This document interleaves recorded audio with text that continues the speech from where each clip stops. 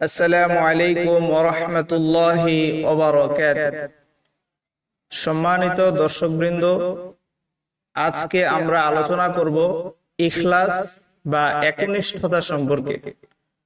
আল্লাহ পাক রব্বুল আলামিন ইখলাস সম্পর্কে কুরআনুল কারীমে উল্লেখ করেন,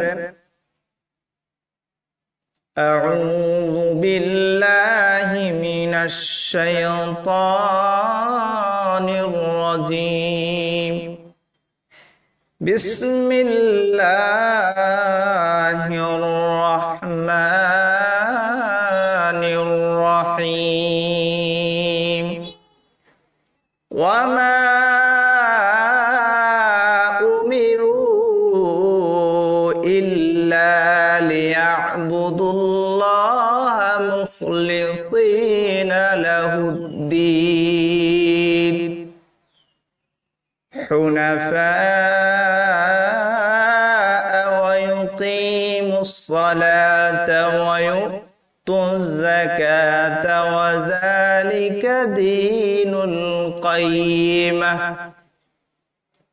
অর্থাৎ তারা তো নির্দেশিত হয়েছিল আল্লাহর আনুগত্যে, বিশুদ্ধ চিত্ত হয়ে একনিষ্ঠভাবে তার ইবাদত করতে এবং সালাত কায়েম ও যাকাত প্রদান করতে, আর এটাই সঠিক ধর্ম।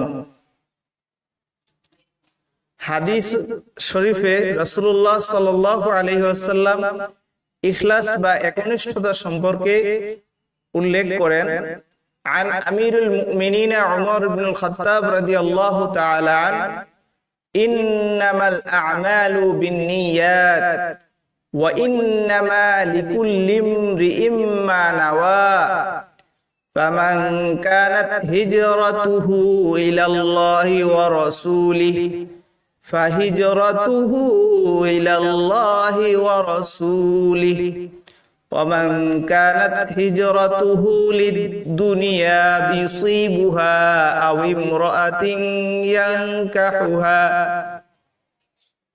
فهجرته إلى ما هاجر إليه متفق عليه। অর্থাৎ হাদিসটি সহিহ বুখারী ও মুসলিম শরীফে উল্লেখ রয়েছে। রাসূলুল্লাহ সাল্লাল্লাহু আলাইহি ওয়াসাল্লাম থেকে বর্ণিত, ওমর ইবনুল খাত্তাব রাদিয়াল্লাহু তাআলা আনহু বলেন, সব কাজ নিয়ত বা সংকল্পের উপর নির্ভরশীল, আর মানুষের জন্য তার প্রাপ্য হবে যা সে নিয়ত করবে। অতএব যে ব্যক্তির হিজরত বা স্বদেশ ত্যাগ, নিজ দেশ ত্যাগ করা আল্লাহর সন্তুষ্টি লাভের উদ্দেশ্যে ও তার রাসূলের জন্য হবে, তার হিজরত আল্লাহ ও তার রাসূলের জন্যই কবুল হবে। আর যে ব্যক্তির হিজরত পার্থিব সম্পদ অর্থাৎ দুনিয়ার সম্পদ লাভের উদ্দেশ্য হবে কিংবা কোনো মহিলাকে বিয়ে করার উদ্দেশ্য হবে, তার হিজরত যে সংকল্প নিয়ে করবে, যে উদ্দেশ্য নিয়ে করবে, তার জন্যই তা হবে। অর্থাৎ সে সেটাই পাবে, সে আল্লাহ ও রাসূলকে পাবে না, সে দুনিয়াই পাবে। সুতরাং আমাদের সকল মুসলমানদের উচিত আমাদের সকল কাজের পূর্বে আমাদের ইখলাস বা একনিষ্ঠতাকে শক্ত করা, মজবুত করা। আমাদের কাজের ইখলাস বা একনিষ্ঠতা যত সুন্দর হবে, আমাদের কাজ ততটা আল্লাহ ও রাসূলের কাছে গ্রহণযোগ্য হবে। আল্লাহ পাক আমাদের সকলকে ইখলাস বা একনিষ্ঠতা অনুযায়ী আমল করার তৌফিক দান করুন। আমিন। ওয়া আখির দাওয়ানা আলহামদুলিল্লাহি রাব্বিল আলামিন। আসসালামু আলাইকুম ওয়া রাহমাতুল্লাহি ওয়া বারাকাতুহু।